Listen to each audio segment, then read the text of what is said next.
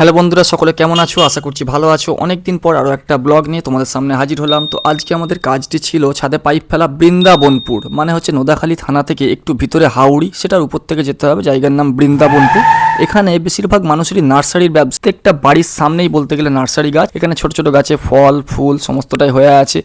এমনকি কিছু গাছে তো ভাই ফল আছে কিন্তু কোনো পাতা নেই, সেগুলোও আমরা দেখছিলাম। তো যাই হোক না কেন, এই গাছ আমরা বাড়িতে কিনে আনলে কেন জানি না ফুলও হয় না আর ফলও হয় না, শুধু পাতা থাকে। তো বাড়িতে চলে এসেছি, আপনি এরিয়াটা দেখতে পাচ্ছেন এখানে কতটা বড় এরিয়া। এটা হচ্ছে সেকেন্ড ফ্লোরে আমাদের পাইপ ফেলা হবে, দুটো রুম প্লাস বড় ডাইনিং। ছাদে উঠেই আমরা পাইপটাকে আগে নিচে থেকে কপি কলের মাধ্যমে তুলে নিলাম। তো কাজ শুরু করতে করতেই একটু ঝমঝম করে বৃষ্টি এসে গেছে। তো বৃষ্টিটা খুব বেশি জোরে হয়নি, তো অল্পই হচ্ছিল, আপনারা দেখতে পাচ্ছেন। তো এখানে আমরা ছাতা নিয়ে কাজ তবু আমরা অনবরত চালিয়ে গিয়েছি।